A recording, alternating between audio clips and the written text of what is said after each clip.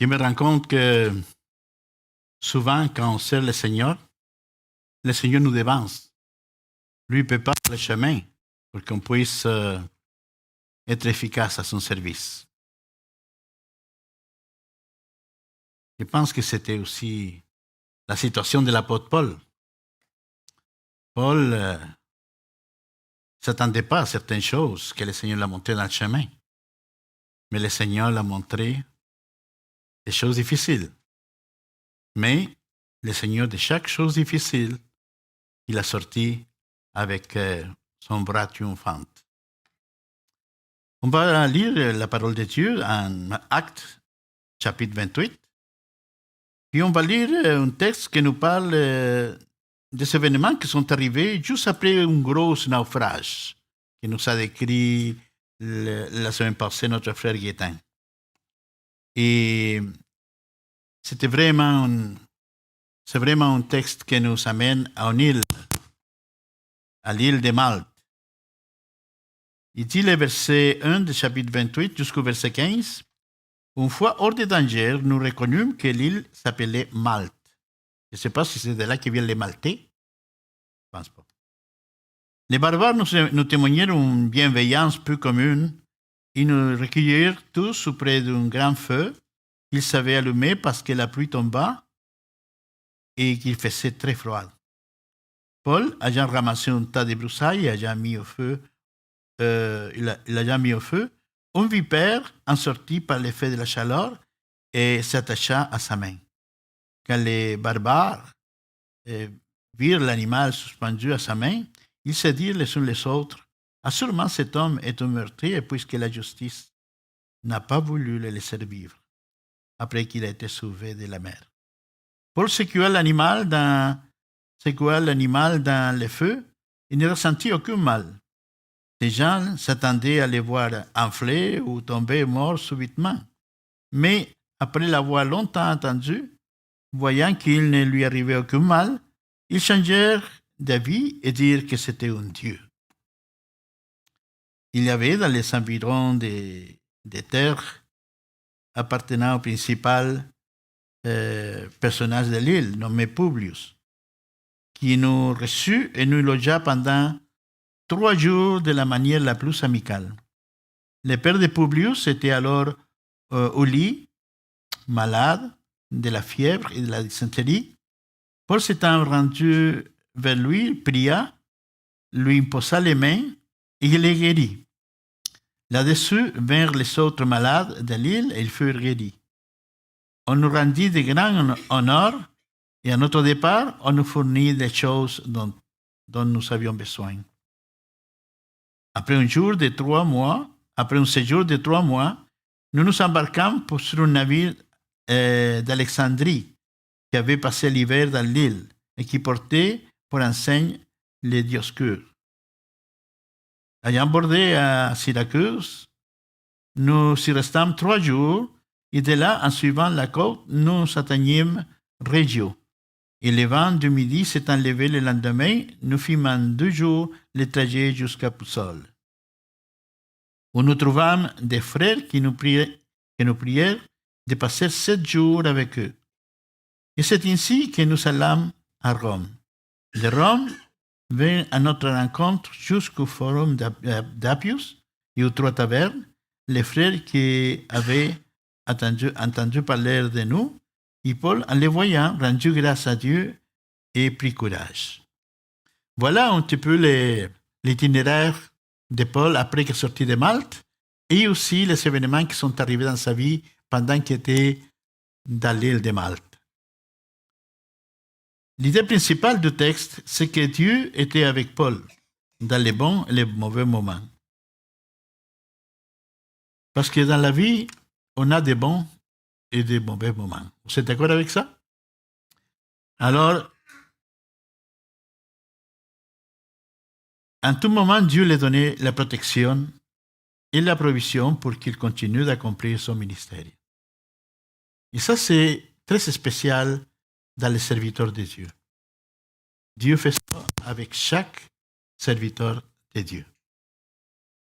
nosotros nos racontons un peu de l'histoire qu'on a vécue là-bas au Chili pendant ces mois, mais vous n'avez aucune idée de comment Dieu pourvoyait à chacun de nos besoins. J'étais là-bas sans voiture, mais on avait une voiture pour se mobiliser. On n'avait pas d'hôtel, mais quelqu'un nous a pourvu un appartement pour rester. Et quoi dire de la nourriture? Si vous ne mangez pas là-bas, vous n'êtes pas chilien. Alors faisons un résumé du texte. Paul et tous ceux qui l'accompagnaient, ses compagnons d'or, les marins, les soldats, ont échoué sur une île appelée Malte. Ils ont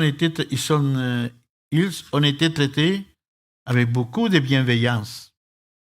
Moi, je trouve en tout cas que les naturels de l'île ils ont fait quelque chose de bien avec Paul et avec tout le monde qui avait naufragé.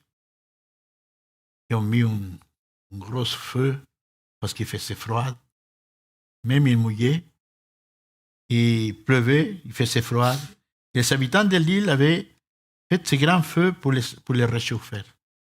Ça, c'est une note de bienveillance de la part des natifs de cette île-là. Et Paul, en voulant collaborer, comme tout bon chrétien qui veut te mener à la pâte, Paul, en voulant collaborer, ramassa des broussailles pour les lancer au feu. Et à cause de la chaleur du feu, un vipère en sortit et lui mordit la main. Et un vipère, c'est un vipère, c'est pas une mouche. Quand un vipère mord quelqu'un, il va enfler, il va perdre connaissance tranquillement, il va mourir. Mais en voyant cela, les habitants pensaient que Paul était un meurtrier puni par les dieux.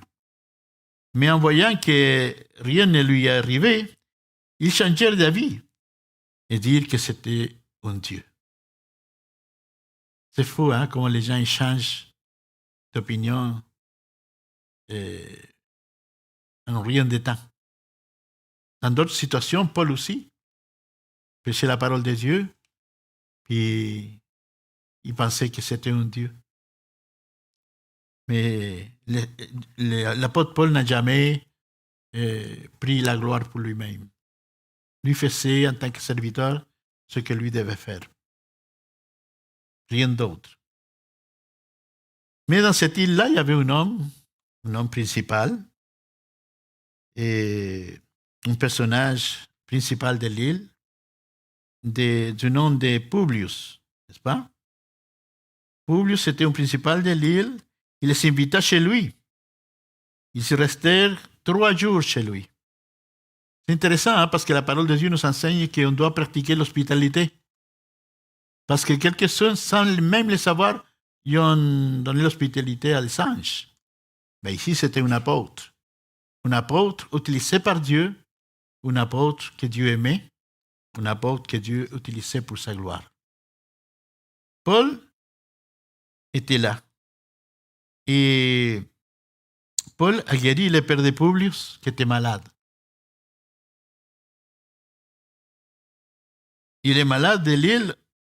On peut déduire que tout cela était accompagné de la prédication de l'évangile, parce que tous les habitants de l'île qui étaient malades sont venus chez Publius pour être guéris aussi. Alors, d'une opportunité en or pour prêcher l'évangile à ces gens-là. Comme résultat, lorsqu'il s'embarqua au bout de 3 mois dans son bateau d'Alexandrie pour partir vers Rome, les habitants de l'île lui pourvurent ce dont il avait besoin pour continuer son voyage. Ils n'ont pas laissé partir les mains vides. Je peux vous dire que de notre voyage au Chili, on n'est pas revenu avec les mains vides, ni avec les cœurs vides, ni avec des sentiments de regret. On avait juste une pensée, retourner, pour continuer à faire le travail que le Seigneur est en train de faire dans les églises qu'on a établies. Ensuite, quand ils continuaient son voyage, ils poursuivirent leur voyage en direction de Rome. Et notre texte aujourd'hui donne conclusion à une 50aine de kilomètres de Rome. Paul n'a jamais arrêté d'être fidèle à Dieu. Il n'a jamais perdu sa confiance en l'Éternel malgré toutes les circonstances qui l'entouraient. Puis il y avait des circonstances que je pense que Paul avait envie de dire, mais pourquoi Seigneur? Pourquoi m'arrive de telles choses? Un naufrage, je ne perds pas la vie avec tout le monde du bateau, on se rend à Malte, puis en plus, je suis mordu par un serpent. Il n'y a pas d'autre chose que tu peux me donner, Seigneur? Il n'a pas dit. Simplement, il a gardé silence. Simplement, il s'attendait à l'Éternel. Amen? Nous aussi, nous devons agir de la sorte. Garder silence devant l'Éternel, devant n'importe quelle circonstance de nos vies. 2 Corinthiens 6,4 nous dit ceci. Mais nous nous rendons recommandables à tous égards comme serviteurs de Dieu par beaucoup de patience dans les tribulations. C'est intéressant, hein? Que l'apôtre Paul, il dit qu'il a pris la patience à travers les tribulations. Est-ce que nous apprenons la patience à travers les tribulations ou on se dépêche à sortir de la tribulation n'importe comment? Ah, j'ai un problème dans la banque, j'ai un problème d'argent, on va aller à la banque. La carte de crédit. Solution instantanée. Oh, je suis malade. Va à la pharmacie, va me chercher quelques pilules pour cette maladie-là, parce que je n'étoffe plus. J'ai un sirop qui est très bon. Et quelqu'un s'accompagne du conseil d'un autre chrétien lui dit, ah, j'étais malade là-bas avant aussi de la même façon, puis j'ai pris tel et tel médicament, très bon. On pense très peu à Dieu, hein? On pense très peu au Seigneur. On n'est pas prêt à façonner la patience à nos vies à travers les tribulations. 1 de Pierre 5, 6, 7 dit, humiliez-vous donc sous la puissance main de Dieu, afin qu'il vous élève au temps convenable. Et déchargez-vous sur lui de tous vos soucis, car lui-même prend soin de vous. Est-ce qu'on croit cela? Paul le croyait en tout cas. Paul le croyait. Et beaucoup d'autres personnages de la Bible, ils le croyaient aussi. Ils savaient que Dieu lui-même prenait soin d'eux quand ils étaient dans la prison, quand ils étaient persécutés, quand ils étaient lapidés, quand ils étaient fouettés, quand ils passaient par des circonstances difficiles. Paul savait, il le savait très bien, que lui-même, Dieu, personnellement, prenait soin de lui. On lit dans l'épître de Pierre, mais Pierre le savait aussi. Les grands serviteurs de Dieu dans la Bible, il le savait très bien. Paul avait bien appris cette leçon. Il a pris l'humilité, il avait un cœur disposé à s'attendre à Dieu, même s'il ne comprenait pas toujours les desseins de l'Éternel. Il n'avait aucun doute, ni aucune amertume face à tout ce qui lui arrivait. Il n'a jamais demandé pourquoi. Il devait certainement se rappeler des Proverbes 3, 5, 6. Qu'est-ce que dit Proverbe 3, 5, 6? Confie-toi en l'Éternel de tout ton cœur et ne t'appuie pas sur ta sagesse. Reconnais-le dans toutes tes voies et il aplanira tes sentiers. Il avait besoin de se rappeler de la parole de Dieu. Paul, il connaissait bien l'Ancien Testament. Paul connaissait très bien les proverbes, les psaumes, les Pentateuque. Il les connaissait très bien. Alors, quand lui passait par la détresse, quand lui passait par les besoins, quand lui avait besoin de protection, lui se confiait en l'Éternel de tout son cœur. Il ne s'appuyait pas sur sa sagesse, mais il le reconnaissait dans toutes les voies parce qu'il savait que Dieu aplanirait ses sentiers. Ce n'est pas une tâche facile, celle que Dieu l'a donnée à Paul. Quand vous êtes un serviteur, un missionnaire, un pasteur, vous savez qu'ils n'ont pas une tâche facile. Il y a beaucoup de choses qui se présentent d'une façon très difficile dans son parcours en train de travailler pour l'œuvre de Dieu. Vous, en tant que chrétien, vous savez que ce n'est pas facile d'être chrétien. Être chrétien, mes amis, ce n'est pas pour les personnes peureuses. Ce n'est pas pour les personnes larges. Ce n'est pas pour les personnes qui demandent toujours pourquoi. Mais c'est pour les personnes qui gardent silence devant l'Éternel et qui sont prêts à se tenir de la main de l'Éternel sans que rien les fasse bouger de là. Mais bien aimés, parfois on peut servir Dieu sans s'écarter de sa volonté et malgré tout, quelque chose de négatif arrive. Vous le savez très bien. Je n'ai pas besoin de vous décrire rien à ce sujet-là. Quelque chose de négatif, d'inattendu arrive. Et ça ne semble pas faire sens dans votre vie. Peut-être vous direz, Seigneur, mais je lis ta parole. Seigneur, j'ai pris. Seigneur, je travaille à ton service. Je témoigne partout ce que je vais. Seigneur, je t'aime. Seigneur, je crois en toi. Mais pourquoi m'arrivent ces choses-là à moi? Savez-vous pourquoi est-ce qu'elles arrivent? Parce que le Seigneur est en train de façonner ta loyauté, ta foi, ton savoir-faire dans la vie chrétienne. Mes amis, ne demandez jamais pourquoi. Continuez de servir le Seigneur avec une attitude de soumission, d'obéissance et d'une foi mature. La foi mature ne demande jamais pourquoi à Dieu. La foi mature le dit à Dieu, c'est bien Seigneur. C'est bien. Tu vas continuer. Parce que si Jésus fait ces choses-là, Jésus est beaucoup plus pour moi. C'est mon cœur qui fait ça. Bien-aimé, malgré les chaînes, Paul continue de servir. Car il savait du commencement que Dieu était avec lui. Dieu l'avait commandé en Jésus-Christ, à travers Jésus-Christ, l'avait commandé un travail personnellement, face à face. Pourquoi me persécutes-tu? Seigneur, que tu veux que je fasse? Qu'est-ce que tu veux que je fasse? Et le Seigneur lui dit, qu'est-ce qu'il fallait qu'il fasse? Il a envoyé comme missionnaire des païens, des gens qui n'étaient pas juifs, pour qu'ils propagent l'évangile au milieu d'eux, afin que les païens aussi viennent à la foi et la croyance en Jésus-Christ. Alors, malgré ces chaînes, Paul continuait de servir, car il savait du commencement, il savait que Dieu était avec lui. Pas de questionnement, pas d'amertume, pas de plainte. Est-ce que vous connaissez une question que Paul a faite quand le Seigneur est apparu devant lui à Damas? Aucune question. Il ne pouvait même pas voir. Il aveuglait complètement. Et après, par son serviteur, le Seigneur l'envoie vers Paul pour qu'il recouvre la vue. Mais bien aimés, quand vous ne comprenez pas pourquoi les épreuves vous arrivent, ne vous inquiétez pas. Ne cherchez pas à tout comprendre. Attendez. Attendez-vous à Dieu. Lui connaît la réponse avant que vous la posiez. Mais bien aimés, il ne vous oublie jamais.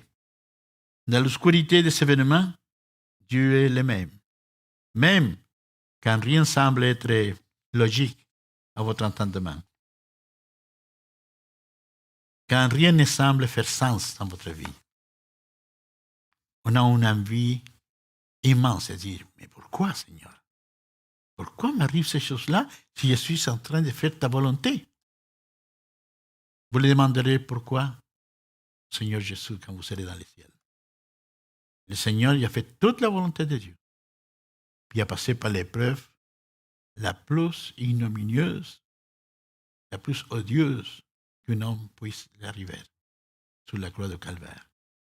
Parce qu'il savait l'essence de sa mission. Jésus savait l'essence de sa mission et que personne d'autre pouvait l'accomplir comme lui pouvait l'accomplir.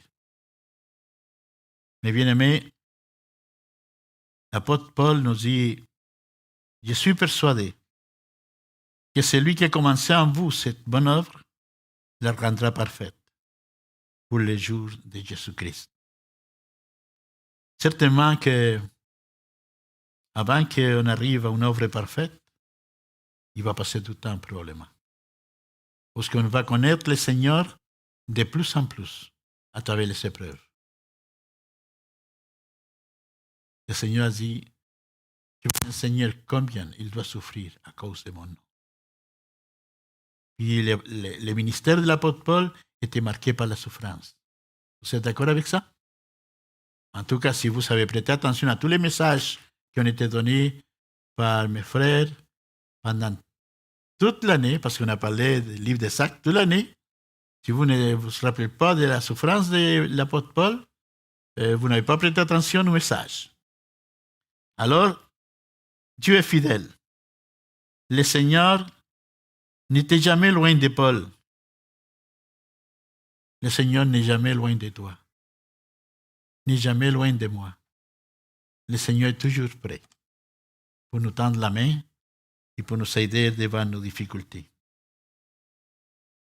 Nous devons vraiment prendre conscience aussi de que Dieu a sa façon de travailler. Dieu est Dieu, n'est pas un homme. Amen. Puis les choses qu'on ne comprend pas, lui les comprend parfaitement.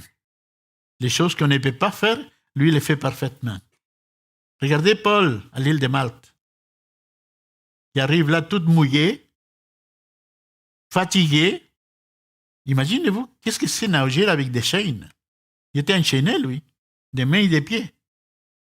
Il a fallu nager jusqu'à la rive, puis il est allé se réchauffer dans son feu. Paul, lui, était vraiment gelé, comme on dit au Québec. Hein? Comment ça se réchauffer? Et on bipère les poigne par la main. Il manquait. Paul aurait pu dire, mais manquait que ça. Le Seigneur a dit, ouais, il manquait que ça, Paul. Mais tu ne mourras pas. Voilà la solution de Dieu. Je voulais faire du bien, je voulais rajouter quelques branches, quelques broussailles dans cette feu, puis il m'arrive une chose comme ça. Quand j'ai fait du bien, il m'arrive du mal. Et en plus, les gens pensent que je suis un assassin, que j'ai fait quelque chose de mal. C'est pour ça que les dieux sont contre moi. Mes amis, Paul aurait pu dire, jusqu'ici, j'accroche les patins. C'est assez. Pas vrai? Mais au lieu de ça, le Seigneur l'envoie au principal de l'île, M. Publius, qui l'invite à la maison. Il les traite de la manière la plus amicale que vous pouvez imaginer. Et pendant que lui est en train probablement de goûter un petit morceau de pain, en train de se réchauffer encore parce qu'il faisait froid, c'était l'hiver, le père de Publius était alors au lit. Paul s'étant rendu vers lui, pria, lui imposa les mains, il les guérit. Quel cadeau merveilleux est arrivé à sa maison de Publius. Son père était guéri. Et les gens de l'île, quand ils ont vu que le père de Publius était guéri, sont venus aussi les autres malades de l'île. Et ils furent guéris. Ils ne pensent pas que Paul, ça c'est l'évangile selon Saint Antonio, ils ne pensent pas que Paul a appliqué tout son temps à guérir les gens seulement. Mais je crois sincèrement que lui prêchait la parole de Dieu. Que lui prêchait le salut en Jésus-Christ. Que lui prêchait les bienfaits du Seigneur. Que lui prêchait la solution en Christ Jésus. Parce que c'est pour ça qu'il lui avait été envoyé. Amen. Frères bien-aimés, Dieu est fidèle. Dieu était toujours fidèle. Partout dans la Bible, lorsque nous lisons l'histoire des hommes qui ont travaillé à la gloire de Dieu, Dieu était fidèle. Il était fidèle pour Josué. Josué ne s'imaginait pas que Dieu allait faire tomber le mur de Jéricho. Mais Dieu lui avait demandé des choses que Josué peut-être ne comprenait pas. Il a dit seulement, tourne autour de la ville. Tourne autour de la ville, puis quand vous aurez fait tant de tours, vous allez sonner la trompette. Et le Seigneur va faire des choses merveilleuses. Josué et tous les hommes d'Israël n'ont même pas touché une brique pour faire tomber le mur. C'est Dieu qui l'a fait tomber. Et quoi dire de Enoch, que Dieu l'a regardé comme un homme selon son cœur, il n'a pas connu la mort, mais Dieu l'a enlevé. Il l'a mené au ciel. Qu'est-ce qu'on peut dire de David? David qui est allé pour combattre avec un géant, il y avait juste une fronde, il a donné la claque au géant, il est devenu le roi d'Israël. Intéressant ça. David ne se l'imaginait même pas qu'il allait devenir le roi d'Israël. Il était menacé de mort par Saoul, mais le Seigneur envoyait tous les moyens pour que David reste en vie. Il est protégé. Rappelez-vous d'Aaron, le compagnon de Moïse? C'est qui a fait les veaux d'or en bas de la montagne pendant que Moïse était en haut? C'est Aaron qui l'a fait. Dieu aurait pu le pulvériser pour avoir fait une telle niaiserie, mais Dieu l'a pardonné. Parce que Dieu connaissait le cœur des gens. On pourrait parler longtemps de Noé, de Job, de Job. Job, comment on dit ça? En espagnol, c'est Job. Job. Je ne sais plus comment on dit en espagnol. Okay? Qu'est-ce qu'on peut parler d'Abel? Est-ce que vous pensez qu'Abel pensait qu'un jour l'agneau de Dieu allait être sacrifié? Mais Dieu a pris plaisir à l'offrande d'Abel. Parce qu'il avait offert un agneau. Dieu avait une projection dans le temps. Dieu savait, en quelque part dans l'histoire de l'humanité, dans l'histoire des hommes, qu'un homme allait arriver sur la terre et qu'un autre homme il allait dire, voici l'agneau qui ôte les péchés du monde. Abel ne se l'imaginait même pas ça. Mais Dieu se l'avait imaginé, oui. Il l'avait dans son plan, il l'avait dans son agenda. On pourrait beaucoup parler de tous ceux qui se confient en lui pour le servir, pour lui obéir et qui ont vu de grandes choses. Je pense que Pierre, quand niait le Seigneur, il a dit, je suis fait. Je suis cuit. J'ai nié le Seigneur. Je ne suis même pas digne de le regarder au visage. Mais le Seigneur l'a pardonné. Puis Pierre, c'était un grand parmi les grands. Voulez-vous être un grand parmi les grands? Obéissez le Seigneur. Soumettez-vous à lui, parce que c'est lui qui tient les derniers mots dans votre vie. Nous ne pouvons que nous présenter devant Dieu en silence, sans rien dire. Dieu protégea la vie de Paul dans l'île de Malte, où il ne manqua de rien. Et le Seigneur les garda dans tous les temps de ces épreuves. Paul n'a pas demandé pourquoi. Simplement dit, allons-y de l'avant. Allons de l'avant. Le Seigneur n'a pas fini avec moi. Mais bien-aimé, lui a dit qu'il allait nous garder en tout temps. Tu passes par le feu, tu n'arriveras à rien. Tu passes par les eaux, ils n'en ayeront pas. C'est ce qu'il a promis à travers les prophètes. Et avec Paul, avec Pierre et avec tous ses serviteurs, il a fait la même chose. Qu'est-ce que vous pensez de Shadrach, Meshach et Abednego? Tous les trois, peut-être qu'ils commentaient et disaient non. Non, on n'ira pas se prosterner devant une statue, nous autres. On ne régnera pas le Seigneur. Pas vrai. L'Éternel, c'est l'Éternel pour l'éternité, puis c'est lui notre Dieu. Ils ont affronté la fournaise ardente. Ils ont rentré dans la fournaise ardente, ils l'ont chauffé beaucoup plus qu'il était chauffé d'habitude. Puis le roi regarde la fournaise, il voit Shadrach, Meshach, Abednego, et un ange se promenait avec eux entre les flammes, sans que les flammes les brûlent. Ils sont sortis, ils ne sentaient même pas la boucane. Frères bien-aimés, c'est ça notre Dieu. C'est ça ton Dieu. C'est ça le Dieu qui nous aime et qui nous a promis de nous protéger, de nous garder de temps mauvais. C'est sa promesse aussi pour vous ce matin, dans 1 Corinthiens 10, 13. Aucune tentation ne vous est survenue qui n'était humaine. Et Dieu qui est fidèle ne permettra pas que vous soyez tentés au-delà de vos forces. Mais avec la tentation, il préparera aussi les moyens d'en sortir, afin que vous puissiez la supporter. Mes bien-aimés,